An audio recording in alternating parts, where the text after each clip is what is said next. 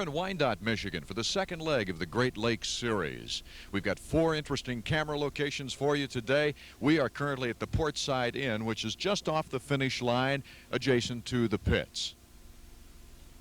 And as always, we've got a view from the top, and located in one of our 2 helicopters is defending world champion and current points leader Tony Garcia. Now for the start of the Budweiser Downriver Offshore Challenge Cup, let's go to Tony. How does it look, Tony?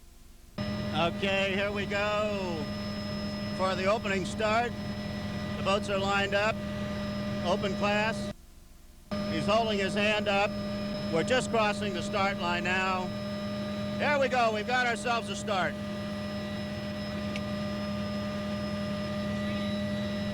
Here we go with an open start. All right, here we go with Class 2. Gallo Wine, Seahawk, American Spirit, the Express Boat, Blue Max, Indecent Exposure, Power Play, and the Innovation Boat. Innovation, incidentally, has taken to a quick lead. Look at that Innovation Boat. Mike Drury has got that thing moving. There's a Seahawk boat. Keeping an eye on the 2 cats as they spread out down the river.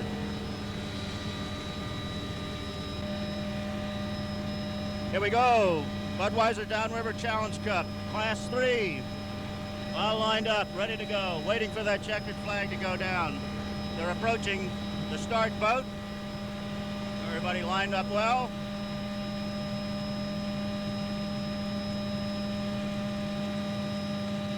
About another 100 yards. There we go. We've got ourselves a start for Class 3. M22, Miss Nahon. The Cougar boat, Sheer Terror. Still Crazy, Seahawk, Ooh La La Sassoon.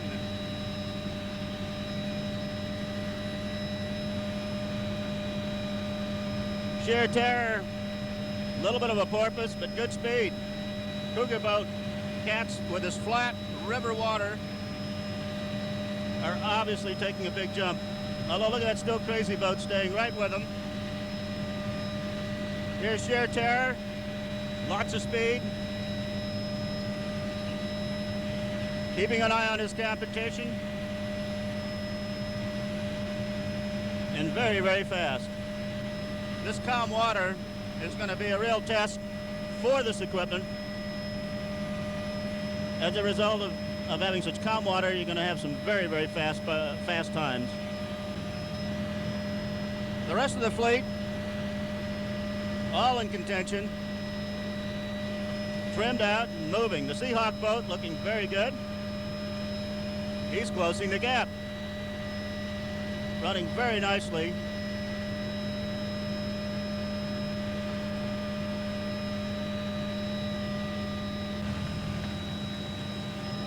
Class 4, Budweiser Downriver Challenge Cup again.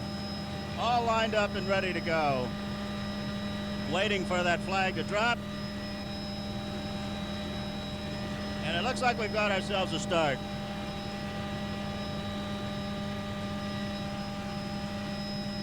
We've got the Enterprise boat moving up smartly. Bandit, the 2 Triton hull boats taking an early lead with Black Duck, Pete Aiken staying right with them. The Cougar boat on far outside. What a beautiful sight.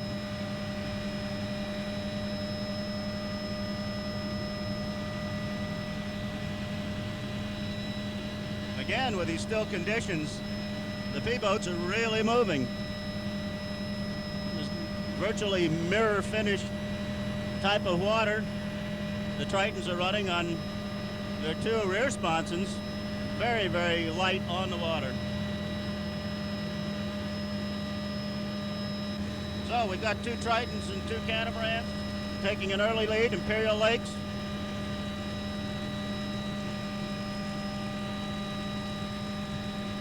With the rest of the fleet, all very, of course, very early and very quick. Look at the Sunkiss. Very smart looking, twin outboard catamaran. Running downriver, literally. It's nice to see some of these class boats entering the open, entering offshore racing and the sponsorship. This is a wonderful way to literally get your sea legs, and they look very smart out there. This now Skip Rain of the Sunkist Racing Team, and I thought it interesting that we delve into the subject of sponsors and veterans getting together, because it's not an easy thing. Even though you've been a veteran of racing, a certain classification and so forth, the sponsor might want over another classification. Well, in my particular class, Class 5, it was put together with Shadowcat Image Boats. They're one of the largest manufacturers of race boats. They have boats in every class except Class 5. And as far as my engines go, they're OMC 2.6, which is the new upcoming engine. And of course, our other sponsor, which is Sunkist Soda, has been fantastic with us. And their color scheme and everything just makes the boat look fantastic. As we come to the completion of our first river lap, here's our leader in M class, Bobby Shear, holding a respectable lead over the Cougar boat. Trimmed out nicely, slight porpoise. He's got a lot of weight in the back, but the boat moves very, very nicely.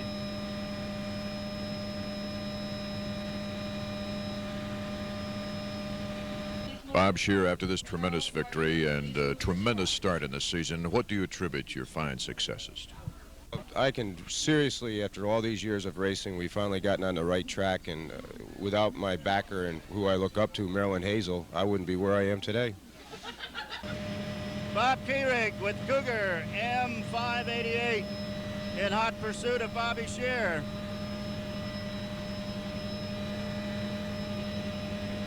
We're just completing the first lap of the river lap.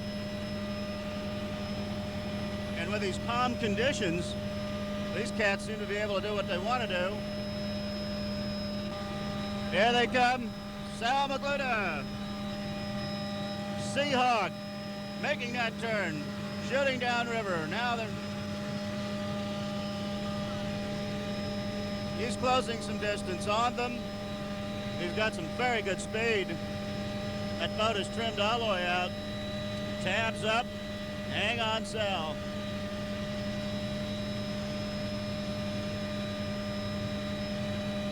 They're running in the wake of both the Cougar boat and Sheer Terror. Gets outside of it. A little bit of water for him. This boat, probably one of the fastest and probably the fastest in the M class as far as a monohull goes. Sal and Seahawk, always a competitor. Look at this debris in the water. Erickson boat, running in 4th position, quite a ways back from the lead boats. M28, Hustler.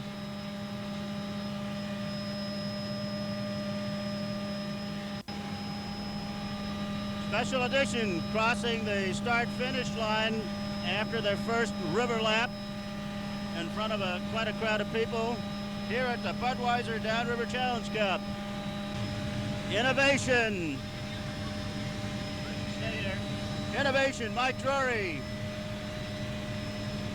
Running currently in 2nd place. Look at that boat. Beautiful design. Running at a nice, comfortable speed. Butch Ryan and Express making his turn. Our leader in Class 2. Express. Butch Ryan and Express. Comfortable lead. Running down the river. Heading now out toward Lake Erie. Arneson drives, performing beautifully. Navigator more concerned on who's behind him than where to go in front of him. The boat's running with a beautiful attitude. I suspect they're running in the high 90s, mid 90s. But you're doing a beautiful job.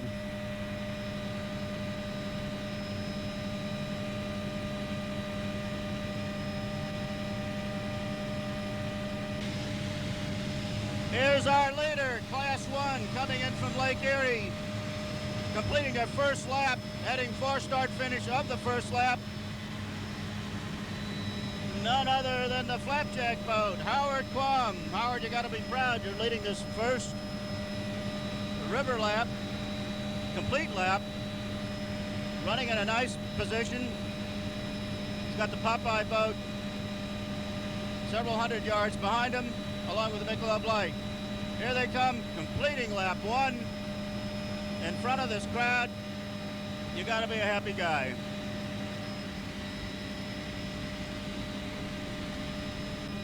In second place, Al Copeland, Billy Saroy's the Popeye boat. Everything seems to be holding together well. Again, a very, very fast boat.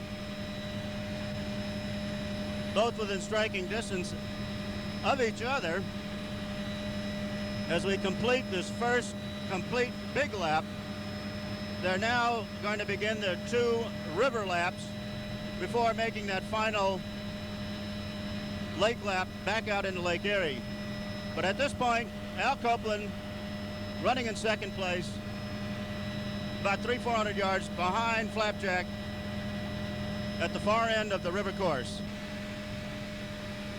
George knows he's got to finish to win, and he's keeping a comfortable distance back. Very quick. Very quick. These boats are running 105 to 110 miles an hour down these river portions. And very, very quick. Excellent conditions for them.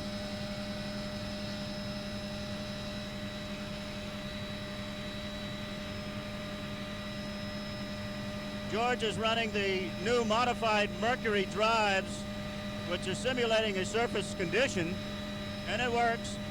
It's got the speed. It's a matter of making sure that they're reliable.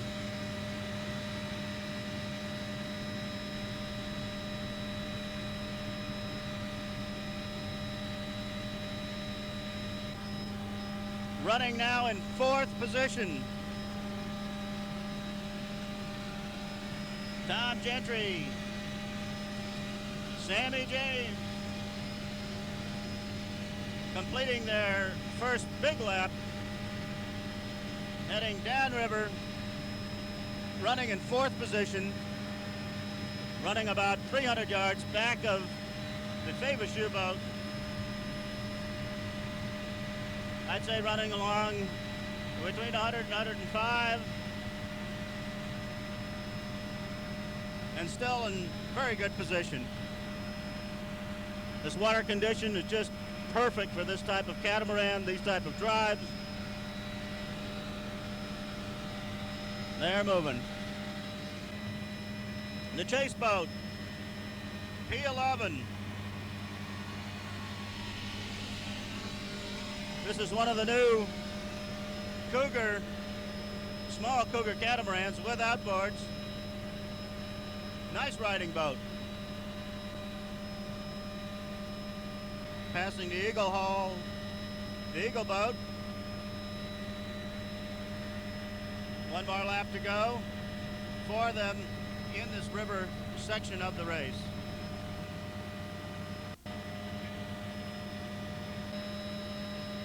Running very strong. Drives trimmed slightly high. A little bit too much rooster tail, but still good speed. Looks like they're on a Sunday drive down there. But with a nice attitude as we run downriver at the Budweiser Downriver Challenge Cup.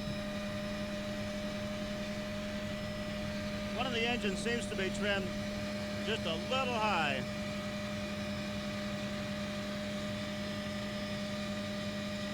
A little too much rooster tail, probably costing them a little bit of speed. Jack, take a look behind you.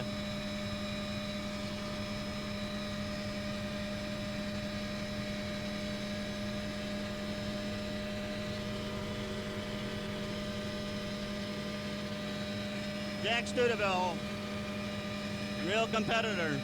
Joey Rodriguez Doing an excellent job in there with his beautiful-looking new collection boat. As Tony and his camera crew continued on the course, we came up on 4th place Seahawk, S17, with Willie Falcon, Gus Falcon, and Frank Basadi. The 31-foot Seahawk is powered with two 550-horsepower KS&W engines. Their 4th place average speed for the day was an impressive 80.19 miles per hour for the Budweiser Downriver Challenge Cup. The Seahawk hulls are some of the fastest deep V hulls on the circuit today.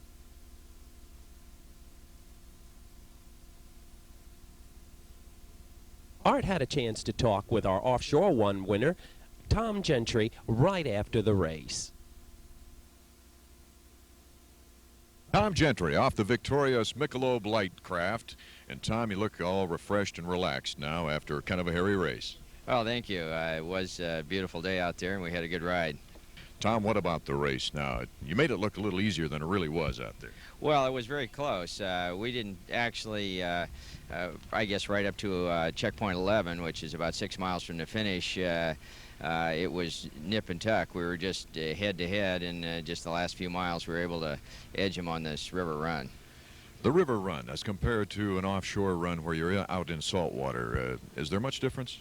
Well, it was very flat, but you trimmed the boat up so it is a little spooky at times, but going under those bridges is a little close. Well, then you got a little visual problem with some fog out there near the island. Yes, we had a real problem coming back. The fog was heavy, and at times you're a little worried at those speeds if there's a big vessel or something in there, but at 100 plus it's a little... a little late. Yeah, right.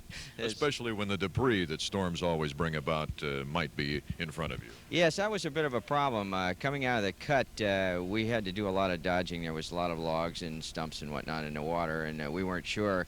We were hoping we didn't pick up anything in the water pickups, which would have been a disaster.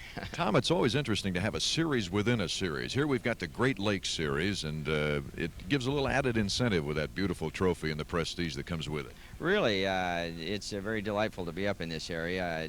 I'm not accustomed to it at all, being from Hawaii, and it's really refreshing and beautiful place, and I'm glad to see you do this. It's different racing and very interesting.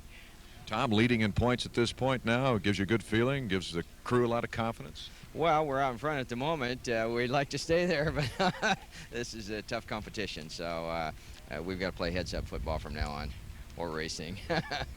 Thank you. Out of the helicopter and back here at the pit area, Tony Garcia. And Tony, a little different vantage point than you're used to. Certainly is. Being up there 40, 50, 200 feet up is certainly a lot different than 3 feet off that water. Well, I know you'd like to have been on the water, but what was your impression now of this particular race? Well, of course, the conditions today were extremely fast. The water was calm, but that's not normal on a lot of lakes. A couple years ago at Saugatuck, I think I had the roughest race I've ever had in any water condition.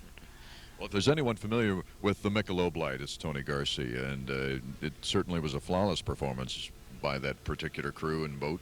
The Michelob Light boat is now the old lady of the fleet. It finally is well dialed in. Tremendous string of victories. You know, an interesting observation here is that Tom now with 895 points and myself with 800 points, most of those were won in Michelob Light boat. Both of us in this year getting it in the same boat. So it's kind of interesting to have such a dependable boat. If that boat finishes, I don't think it has lost yet. What about the situation as far as the Great Lakes Series now?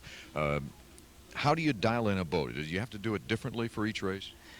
Well, of course, you may drive it and trim it differently, but in general they're going to run the same combinations with the advantage, of course, to the catamarans. Let's face it, in this flatter water like this, these boats can get up there and move, and they've got all the advantage in the world. So I think that the lake races, however, you can't count on it being smooth every time, and this is what's going to really make the horse race. You can get any one of these lakes to chop up, and the deep V's are going to have just as much an opportunity to run with those cats. Out of the Detroit River and a rare inland appearance for the American Power Boat Association offshore circuit. The Wyandotte, Michigan Downriver Offshore Challenge offered these racers mirror-smooth waters and drizzling rain as they raced out into Lake Erie. The open class title went to Tom Gentry and his 38-foot Cougar Cat, Michelob Light. Al Copeland, carrying our onboard camera, did his best to make a race of it, but Gentry claimed his second straight victory and a narrow 95-point lead over Tony Garcia in the open class point race. Now, the sport class looked like an easy win for Butch Ryan, but his 37-foot active cat called Express broke a prop on the last lap. That opened the door for Mike Drury and his ultra-quick 36-foot Maelstrom called Innovation. Drury has been dogging Ryan all the way, didn't waste any time moving to the front and taking the win. Drury's winning speed an amazing 7 miles an hour faster than the open class boats. Ryan holds on for second after fixing that prop. He's finished first or second in 4 of the year's 5 races. Modified class, Bobby Shear all the way, and it's been that way all season. He had a big lead over second-ranked Sal Magluta. And finally, the pro stock battle, the day's tightest and most controversial. National champ Pete Aitken and others cut through an empty spectator area. Officials penalized the violators. Aitken dropped to 5th. The results are provisional pending appeals by the penalized teams. Art Ekman with Tony Garcia. And Tony, we've got the speed trials coming up, and the weather conditions kind of similar. Lots of rain, lots of clouds. It sure is, but I think we're going to see some world records beaten today. Very definitely see them beaten today. These are still good conditions to set some records, and these boats are fast. And they've got the river course, too. They really do. There's a little bit of protection, but enough chop out here today to loosen those boats up, give them a chance to really run. And run they will. Speaking of sponsorship, Popeye is sponsoring the speed trials today. Yes, we are. We tried to sponsor these at the Popeye's Grand Prix in New Orleans that we sponsored the first race of the season, and we had bad weather every day, so it was unfortunate we couldn't sponsor them, but we decided to sponsor them here, and they're going to run in just a little while. And the sponsor got off to a super start, even with the rain-soaked crowd that waited for the World Time Trials. And here comes Al Copeland in Popeyes.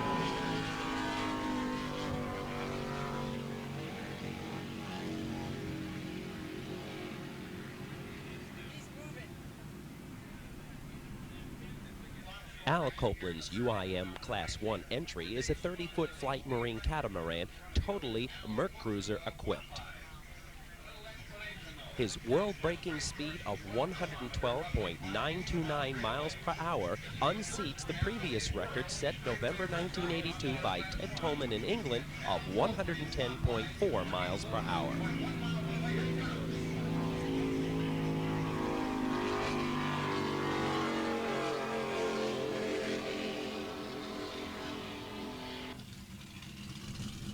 In Class 3, Ooh La La Sassoon, with David Gilmore and Joey Ratner, attempt for the Class 3 record.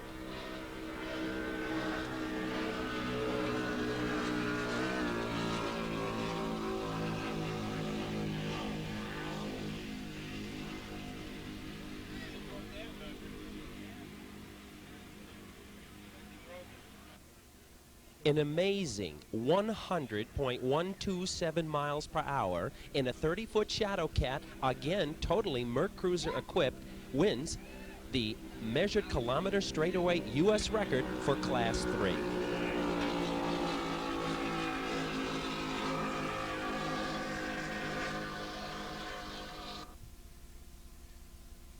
As the rains continued to come down, more entries came out, as ST Enterprise with Al Schwanke attempted for Offshore 4, Bob Erickson and Erickson Racing Team for Offshore 3.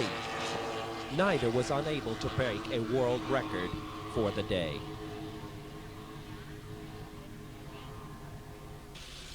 In Class 1, George Morales and Bob Adoni from Fort Lauderdale, Florida attempt for Class 1 records. Theta is a 38-foot Cougar Cat, totally MerCruiser equipped. Their incredible world speed record of 116.557 miles per hour makes them the fastest in Class 1 for the 1983 world-breaking speed run.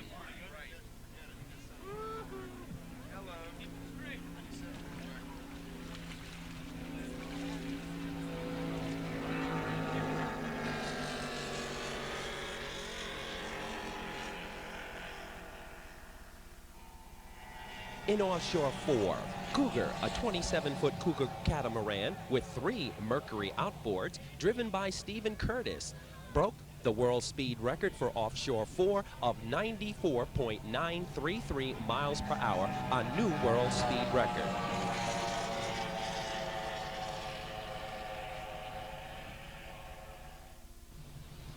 Al Copeland and Bill Saroy out to the course in Popeyes with their fan club waiting for the new speed record to be broken. But unfortunately, Al was 2 miles short of beating Fava in their 116.557 mile per hour record. Al looks a little disappointed, but I'm sure he'll be out there again. He still holds the UIM Class 1 record of 112.929 miles per hour. In offshore 5, Taboo, a 22-foot Velocity with one 2.6 GT Evinrude, with Walter Beasley from Boynton Beach, Florida, broke the offshore 5 record of 69.343 miles per hour.